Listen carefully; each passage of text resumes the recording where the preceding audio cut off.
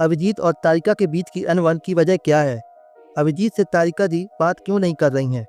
तारिका जी अभिजीत से मिल के खुश क्यों नहीं हैं?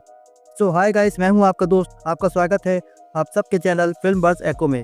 सो गाइस, हम डायरेक्ट एपिसोड 52 की बात करेंगे, जिसमें तारिका जी की एंट्री देखने को मिलती है, जिसकी स्टोरी स्टार्ट होती है एक जंगल से, जहां पे कुछ स्टूडेंट एडवेंचर करने जाते हैं और उन्हें वहां पे एक लाश मिलती है, जिस लाश के दोनों हाथ, दोनों पैर एंड सर, ये तीनों चीज़ें नहीं थी। और जब डॉक्टर गार्गी इस बॉडी की ऑटोप्सी करने वाली होती हैं, तो उससे पहले बोलती हैं कि काश डॉक्टर सालुके होते तो थोड़ा आसान हो जाता।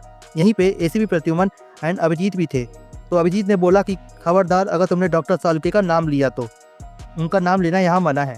फिर एसीपी ने डॉक्टर गार्गी से पूछा, क्या आपको कोई एक्सपीरियंस फॉरेंसिक एक्सपर्ट चाहिए? तो डॉक्टर गार्गी ने बोला, अगर ऐसा पॉसिबल है तो उन्हें बहुत अच्छा लगेगा। तो यहीं पे अभिजीत के मन में ख्याल आया कि डॉक्टर तारिका को बुला लिया जाए, और वो चले जाते हैं डॉक्टर तारिका की कॉलेज, जहाँ पे डॉक्टर तारिका प्रोफेसर है। और वो जब अभिजीत को इतने साल बाद देखती हैं, तो उनके चेहरे पे खुशी की जगह गुस्सा और उदासी नजर आती है। लेकिन अभिजीत कुछ समझ नहीं पाते और उनसे सवाल करते हैं, लेकिन डॉक्टर तारिका उनके सवालों को सही सही जवाब नहीं देती। और यही बात अभिजीत को कुछ समझ में नहीं आ रही थी, लेकिन उन्होंने ये सब छोड़ के केस को सीरियसली लिया और उन्होंने बॉडी की इमेज दिखाई और डॉक्टर तारिका से कहा, सीआईडी टीम को आपकी ज़रूरत है। लेकिन डॉक्टर तारिका ने मना कर दिया। फिर एसीपी प्रद्युमन आते हैं। फिर आखिरकार डॉक्टर तारिका को आना पड़ता है और वो केस में मदद करती हैं। और केस के दौरान जब अभिजीत फॉरेंसिक लैब में जाता है, जहाँ पे अभिजीत और तारिका बस थी, तो अभिजीत तारिका से पूछता है कि आपको क्या दिक्कत है, आप गुस्सा क्यों है?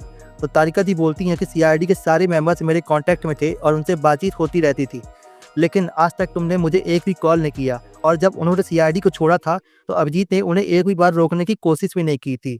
इसी बात से उन्हें बहुत ज़्यादा गुस्सा आ रहा था और वह बोलती थी कि तुम मुझे समझने की कभी कोशिश भी नहीं किए। और यहीं पे ये पूरा केस कैसे भी करके सॉल्व हो जाता है और डॉक्टर तारिका बस इसी केस के लिए आई थी और वो जाने लगती हैं।